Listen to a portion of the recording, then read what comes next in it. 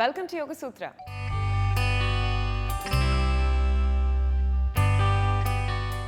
ఇవాల్టి యోగ సూత్రలో కృష్ణ గారు మనందరికీ ఏ ఆసనం పరిచయం చేయబోతున్నారో చూద్దాం.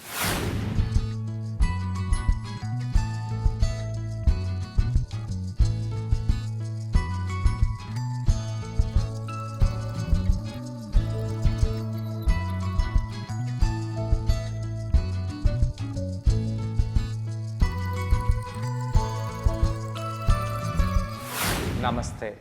ఈరోజు యోగా సూత్రాలు చేసే ఆసనం పేరు పూర్ణ సేతుబంధాసనము. పూర్ణ సేతుబంధాసనం మనము ఈ యొక్క చైర్ సహాయంతో చేయబోతున్నాము.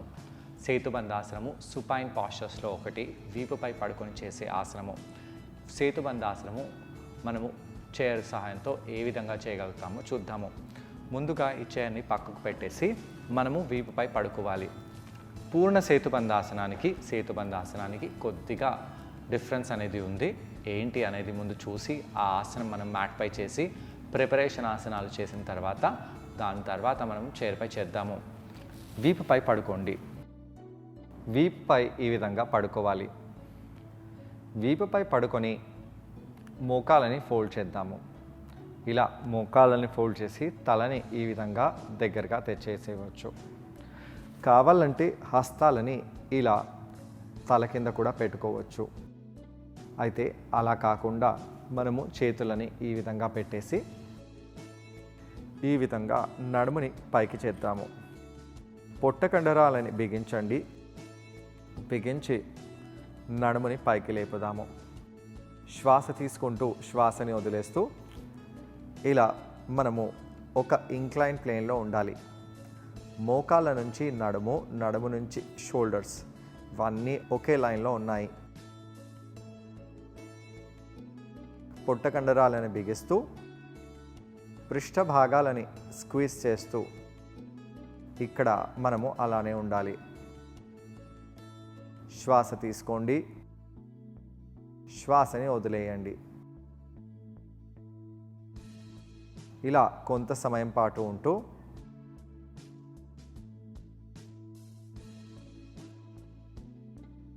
నెమ్మదిగా నడుముని కిందికి తీసుకొని వచ్చేసేయాలి. ఇలా కొంత సమయం పాటు ఉన్న తర్వాత పాదాలని మళ్ళీ ప్రెస్ చేయండి.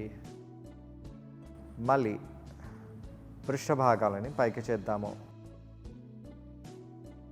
శ్వాస తీసుకుంటూ శ్వాసని వదిలేస్తూ పొట్ట కండరాలని బిగిస్తూ కొంత సమయం పాటు ఇలా ఉండి ఈ విధంగా ఒక కాలుని ముందుకు చేసి ఇప్పుడు అక్కడ అలానే ఉండాలి. ఇలా ఒక్క కాలుని మనము ముందుకు చేసి ప్రెస్ చేయడం వలన ఈ యొక్క కాలులో మనకు స్ట్రెచ్ డిఫరెంట్గా పడుతున్నట్టుగా తెలుస్తుంది. ఇలా కొంత సమయం పాటు ఉండి కిందికి వచ్చేసేయచ్చు. బ్యాక్ పెయిన్ ఉన్న వాళ్ళకు సేతుబంధాసనం చాలా మంచిది. అయితే బ్యాక్ పెయిన్ తీవ్రంగా ఉన్నప్పుడు సేతుబంధాసనం చేయడం మంచిది కాదు. మీ బ్యాక్ పెయిన్ తీవ్రమైన స్టేజ్ నుంచి తగ్గి నార్మల్ స్టేజ్లో వచ్చేసినప్పుడు లేదా పెయిన్ లేని టైంలో మీరు సేతుబంధాసనం చేసినట్టు అయితే బ్యాక్ పెయిన్ ఉండదు. ఇలా కుడి పాదాన్ని ముందుకు చేసి ఎడమ కాలుని ఇలా ఫోల్డ్ చేసి పెట్టండి. పాదాన్ని కింద ప్రెస్ చేస్తూ పృష్ఠభాగాన్ని పైకి లేపుదాము.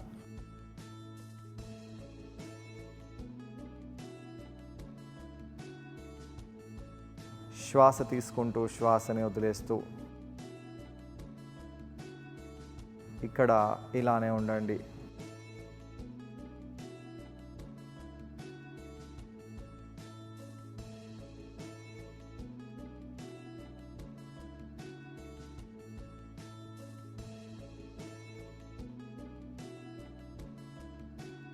పృష్ఠభాగాన్ని కిందికి తీసుకొని వచ్చేసి శ్వాస తీసుకుంటూ వదిలేస్తూ ఉండాలి. ఇలా చేసిన తర్వాత రెండు పాదాలని ఇలా ప్యారలల్గా పెడదాము. పెట్టేసి ఇలా మనము సేతుబంధాసనంలో పైకి రావాలి. ఈ యొక్క సేతుబంధాసనాన్ని పూర్ణ సేతుబంధాసనం అని అంటాము. ఇక్కడ షోల్డర్స్, భుజాలు, అలానే పాదాలు తప్ప, ఇంకా తల తప్ప భూమితో మనకు ఎటువంటి సపోర్ట్ లేదు. చేతులు కింద ఉన్నాయి, కానీ ఈ చేతులు ఏం సపోర్ట్ తీసుకోవట్లేదు. కావాలంటే ఇలా ప్రెస్ చేసుకోవచ్చు, దాంతో ఈ ఆసనం ఇంకా బాగా చేయగలుగుతాం. అలా చేసి కిందికి రండి. ఈ విధంగా చేసే ఆసనంలో ఇంతకు ముందు చేసిన ఆసనంలో డిఫరెన్స్ ఏంటి? ఇప్పుడు చేసే ఆసనంలో మన లోవర్ బ్యాక్ పై కంప్లీట్గా స్ట్రెచ్ పడి, మన పాదాల దగ్గర నుంచి మన మిడ్ బ్యాక్ వరకు స్ట్రెచ్ బాగా పడుతుంది. ఇక్కడ స్ట్రెచ్ చాలా ఇంటెన్స్గా ఉంటుంది. ఈ ఆసనాన్ని చేసిన తర్వాత నెమ్మదిగా మనము చైర్ని మ్యాట్ పై తెచ్చి పెట్టుకోవాలి. ఇలా చైర్ని మ్యాట్ పై తెచ్చి పెట్టండి. శ్వాస తీసుకుంటూ శ్వాసని వదిలేస్తూ పొట్ట కండరాలను బిగిస్తూ ఇలా కొంత సమయం పాటు ఉండి, దాని తర్వాత ఇలా పాదాలని చైర్పై ప్రెస్ చేస్తూ ఈ విధంగా మనము ఆసనంలో వెళ్ళవచ్చు. కొంతమంది దీన్ని సర్వాంగాసనం అనుకోవచ్చు. పృష్ఠభాగాలను ఇంత పైకి లేపుతున్నాం కదా అని. సర్వాంగాసనం చేయాలంటే వేరే టెక్నిక్ ఉంటుంది. దీన్ని మనము సేతుబంధాసనం అని అంటాము. ఇలా తొడలని దగ్గరగా పెట్టి కొంత సమయం పాటు ఉండవచ్చు. దాని తర్వాత నడుముని మళ్ళీ కిందికి తీసుకొచ్చేసేయండి. ఇప్పుడు మనము ఈరోజు చేసే పూర్ణ సేతుబంధాసనము చైర్పై చేయబోతున్నాము. శ్వాస తీసుకోండి, శ్వాసని వదిలేయండి. కొంత సమయం పాటు ఇలా ఉండి మనము వీపులో ఉన్న కండరాలని కంప్లీట్గా మ్యాట్పై ఇంప్రింట్ చేసేలాగా, ప్రెస్ చేసేలాగా చూసుకోవాలి. శ్వాస తీసుకుంటూ శ్వాసను వదిలేస్తూ ఇక్కడ కొంత సమయం పాటు ఉండి, దాని తర్వాత మనము పృష్ఠభాగాలని నెమ్మదిగా లేపుదాము. ఇలా లేపి ఈ విధంగా కాలుని స్ట్రెచ్ చేద్దాము. రెండో పాదాన్ని కూడా అలానే స్ట్రెచ్ చేయండి. స్ట్రెచ్ చేసి ఈ విధంగా ఆసనంలో ఉండవచ్చు. అయితే ఒకసారి కిందికి వచ్చేసి చైర్ని కొద్దిగా ముందుకి జరపండి. ఇలా చైర్ని ముందుకు జరిపి మనము ఆసనాన్ని చేద్దాము. పాదాలని చైర్ యొక్క ఈ హైట్ భాగంలో పెట్టినప్పుడు ఆసనం బాగా చేయగలుగుతాము. చైర్ యొక్క సీట్ సెంటర్ భాగంలో పెడితే మనము ఆసనం అంతా బాగా చేయలేము. శ్వాస తీసుకుంటూ శ్వాసని వదిలేస్తూ ఇలా హీల్స్తో చైర్ని కింద ప్రెస్ చేస్తూ ఇలా పైకి వచ్చేసేయండి.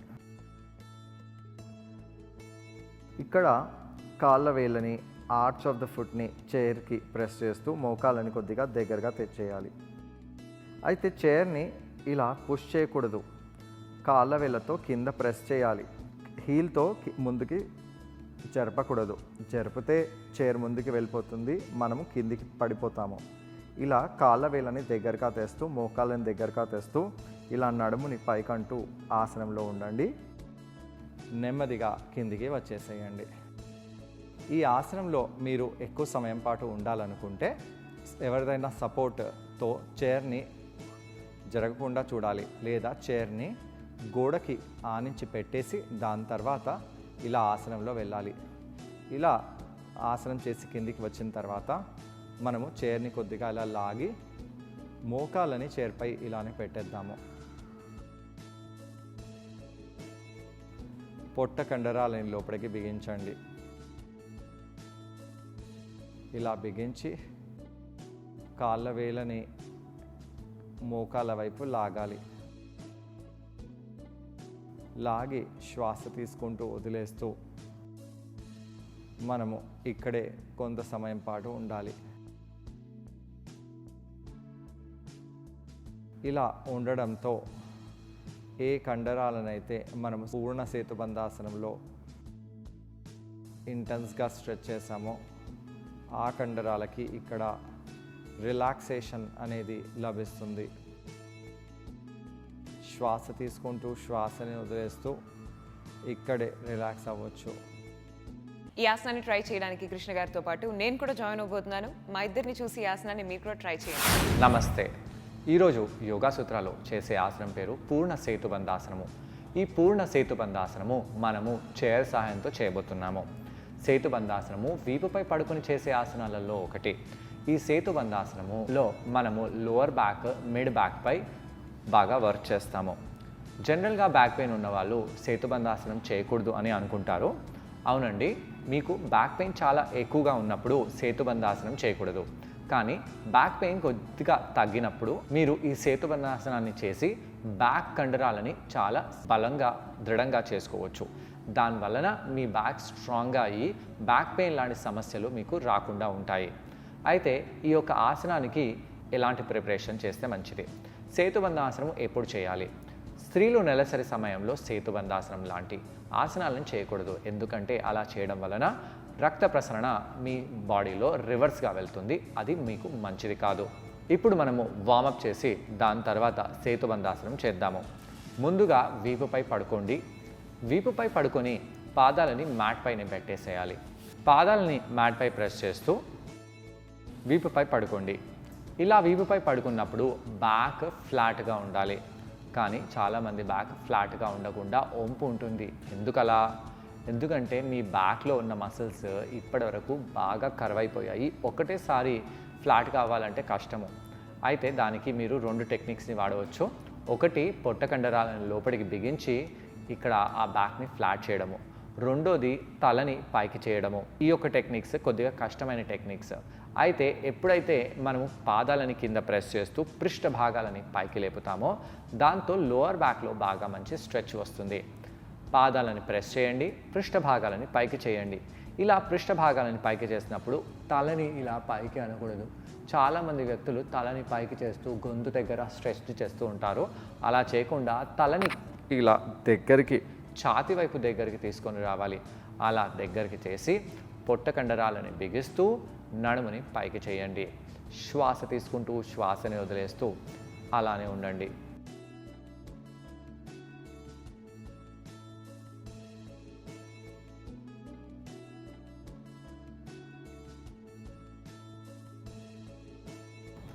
శ్వాస తీసుకోండి, శ్వాసని వదిలేయండి.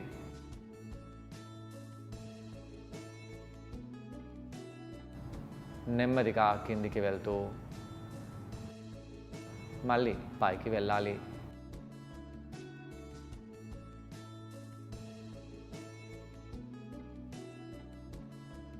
శ్వాస తీసుకుంటూ శ్వాసని వదిలేస్తూ అలానే ఉండండి. లోవర్ బ్యాక్లో ఎలా అనిపిస్తుందో గమనిస్తూ ఉండాలి. పృష్ఠ భాగాలని బాగా స్క్వీజ్ చేయాలి. అలా చేసి కిందికి వచ్చేయండి. ఇక పాదాలని మ్యాట్ కోణంలో పెట్టాలి. అంటే రైట్ పాదాన్ని రైట్ సైడ్, లెఫ్ట్ పాదాన్ని లెఫ్ట్ సైడ్ జరిపేసి ఇదే సేతుబంధాసనాన్ని మళ్ళీ చేద్దాము. దీంతో మన పృష్ఠ భాగాలపై బాగా ప్రెషర్ పడుతుంది. కళ్ళని మూసివేయండి. రక్త ప్రసరణ ఎలా అనిపిస్తుందో గమనించండి. ఎక్కువ సమయం పాటు ఇక్కడ ఆసనంలో ఉండండి. కిందికి వచ్చేసేయాలి. ఇప్పుడు మనము పాదాలను దగ్గరగా తెస్తూ పాదాలని కొద్దిగా స్ట్రైట్ చేద్దాము. ఇలా కాళ్ళని మ్యాట్ పై ప్రెస్ చేస్తూ పృష్ఠ భాగాలని పైకి లేపండి. ఎలా అనిపిస్తుందో గమనించండి. ఈ ఆసనం చేసినప్పుడు లోవర్ బ్యాక్తో పాటు మిడ్ బ్యాక్, బ్యాక్ యొక్క సైడ్స్ భాగాలు, పృష్ఠ భాగము, లోవర్ బ్యాక్ పక్కకున్న కండరాలపై బాగా ప్రెషర్ పడుతుంది. ఒకవేళ ఇలా మీకు కష్టంగా అనిపిస్తే కుడి కాళ్ళని అలానే పెట్టేసి ఎడమ కాళ్ళని నార్మల్గా ఫోల్డ్ చేయండి. ఇలా చేసి కూడా ఆసనాన్ని చేయవచ్చు. అయితే కుడి కాళ్ళని గట్టిగా మ్యాట్పై ప్రెస్ చేయండి. కుడి పృష్ఠ భాగాన్ని బాగా పైకి లేపండి. గమనించండి ఎలా అనిపించిందో. యోగా అంటే ఏదో ఆసనం చేసి ఏదో ఆలోచించి ఏదో అయిపోతుంది అనుకోవడం కాదు.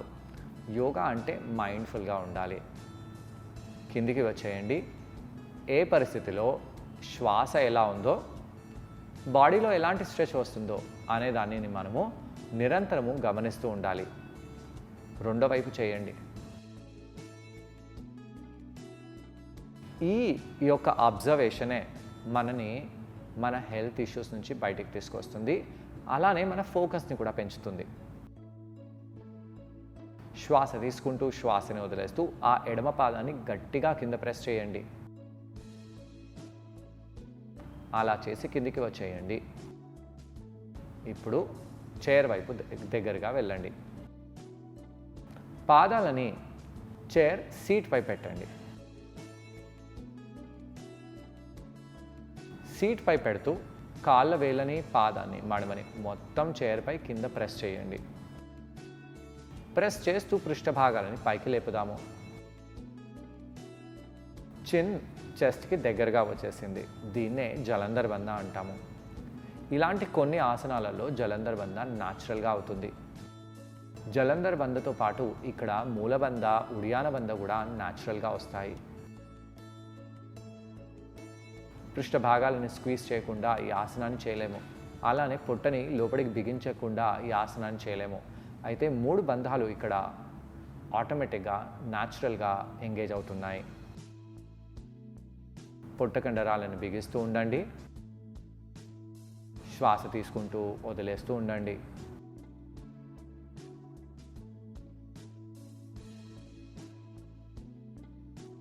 చాలామంది వ్యక్తులు దీన్ని సర్వాంగాసనం కూడా అనుకోవచ్చు. కానీ సర్వాంగాసనం టెక్నిక్ వేరే. కిందికి వచ్చేసేయండి. పాదాలని కొద్దిగా ముందుకు తీసుకెళ్దాము. మళ్ళీ పైకి వచ్చేయండి. ఎలా అనిపిస్తుందో గమనించండి. మన పాదాలు గట్టిగా చైర్పై ప్రెస్ చేయడం వలన మన తొడ లోపలి భాగము, బ్యాక్ యొక్క భాగంపై స్ట్రెచ్ తీవ్రంగా వేరేగా పడుతుంది. దాన్ని గమనించాలి. కింద ఈ ఆసనాన్ని చేసాము, చైర్పై ఈ ఆసనాన్ని చేస్తున్నాము. చాలా తేడా ఉంది, గమనించండి. పాదాలని సపరేట్గానే పెట్టండి. అయితే కొద్దిగా దూరంగా జరిపేసి అరికాలుతో చైర్ యొక్క భాగాన్ని ప్రెస్ చేయండి. అయితే ఇక్కడ మనము చైర్ని ముందుకు జరపకూడదు. జాగ్రత్తగా గమనించండి. చైర్ని ముందుకు జరిపితే చైర్ ముందుకు వెళ్ళిపోతుంది, కింద పడిపోతాము. చైర్ని కింద ప్రెస్ చేయాలి. నెమ్మదిగా కాళ్ళ వేళ్ళని కింద ప్రెస్ చేస్తూ పైకి రండి. కిందికి వచ్చేసి ఈ విధంగా చైర్ని దూరంగా చేసి ప్రెస్ చేస్తూ నడుముని పైకి లేపండి. నడుములలో, తొడలలో ఎలా అనిపిస్తుందో గమనించండి. పొట్ట కండరాలని బిగించండి. శ్వాస తీసుకోండి, వదిలేయండి. ఇక్కడ పాదాలు, భుజాలు తప్ప వెయిట్ ఎక్కడా లేదు. చేతులు కింద ఉన్నాయి, కొంచెం సపోర్ట్ ఉంది, కానీ చేతులలో అంత వెయిట్ కూడా లేదు. కంప్లీట్ స్ట్రెచ్ లోవర్ బ్యాక్ నుంచి మిడ్ బ్యాక్ వరకు పడుతుంది. నెమ్మదిగా కిందికి వెళ్ళిపోండి. చూసారు కదండి, ఈ ఆసనం పేరు పూర్ణ సేతుబంధాసనం. ఈ ఆసనాన్ని మనం చైర్ సహాయంతో చేసాం. ఈ ఆసనం చేయడం వలన గ్లూట్స్కి చాలా మంచిది. పృష్ఠభాగంలో ఉన్న కండరాలు బాగా బలంగా తయారవుతాయి. అండ్ కాళ్ళ కండరాల్లో మంచి స్ట్రెచ్ లభిస్తుంది. కాళ్ళ కండరాలు బాగా టోన్ అవుతాయి. వెన్ను భాగానికి కూడా చాలా బెనిఫిషియల్గా ఉంటుంది. వీటన్నిటితో పాటు స్పెషల్గా హ్యామ్స్ట్రింగ్ కండరాలకు, గ్లూట్స్కి, అలాగే మిడిల్ బ్యాక్కి, అలాగే లోవర్ బ్యాక్కి, వీటన్నిటికీ కూడా చాలా ఎఫెక్టివ్గా స్ట్రెచ్ లభిస్తుంది. తలలో రక్త ప్రసరణ పెరుగుతుంది. కళ్ళని మూసివేసే పెట్టండి. ఇక్కడ మనం కౌంటర్ ఆసనాన్ని చేయవచ్చు. 2 మోకాళ్ళని కుడివైపు తీసుకెళ్ళి మెడని ఎడమ వైపు చేద్దాము. ఇప్పుడు తలని కుడివైపు చేస్తూ కాళ్ళని ఎడమ వైపు చేద్దాము. అలా చేసి శవాసనంలో వెళ్ళండి. ఈ ఆసనం తర్వాత కంపల్సరీ మీ బ్యాక్ ఫ్లాట్గా అయిపోతుంది. అదే యొక్క ఆసనం ప్రత్యేకత. ఇలా కౌంటర్ చేయడం వలన మిడిల్ బ్యాక్, లోయర్ బ్యాక్, అలాగే పృష్ఠ భాగంలోని కండరాలు, అలాగే కాళ్ల కండరాలు వీటిపై పడిన ప్రెషర్ అంతా కూడా రిలీవ్ అయిపోతుంది. మరి వాళ్ళ యోగ సూత్రలో కృష్ణ గారిని మనం అడగబోయే ప్రశ్న ఏంటి అంటే, ఈ ఆసనం చేసేటప్పుడు మనం అందరం ఎటువంటి జాగ్రత్తలు పాటించాలి? ఈ ప్రశ్నకు సమాధానం కృష్ణ గారిని అడిగి తెలుసుకుందాం. ఈ ఆసనం చేసేటప్పుడు ఎలాంటి జాగ్రత్తలు తీసుకోవాలి? ఈ ఆసనం చేసేటప్పుడు మనము చైర్ ముందుకి జరగకుండా వాల్కి ఆనించి చైర్ని పెట్టినట్టు అయితే, లేదా ఎవరైనా సపోర్ట్తో చైర్ని కదలకుండా పెట్టినట్టు అయితే మనము ఆసనం బాగా చేయగలుగుతాము. ఈ ఆసనం చేసేటప్పుడు పాదాలను దగ్గరగా తెచ్చి పెట్టడం వలన మన కాళ్ళపై చాలా తీవ్రంగా స్ట్రెచ్ పడుతుంది. అలా కాకుండా పాదాలని కొద్దిగా దూరంగా చేసి పెట్టండి, చైర్ని కింద ప్రెస్ చేయండి. అలా చేసి ఆసనాన్ని చేయండి. చూసారు కదండి, ఇవాళ ఎపిసోడ్లో పూర్ణ సేతు బంధాసనం. ఈ ఆసనాన్ని మీరందరూ తప్పకుండా ట్రై చేసి దీనివల్ల వచ్చే బెనిఫిట్స్ని మీరు కూడా పొందండి. తిరిగి రేపటి ఎపిసోడ్లో మరో ఆసనంతో ఇంకొన్ని బెనిఫిట్స్తో మనమందరం మళ్ళీ కలుసుకుందాం. Until then take care and bye.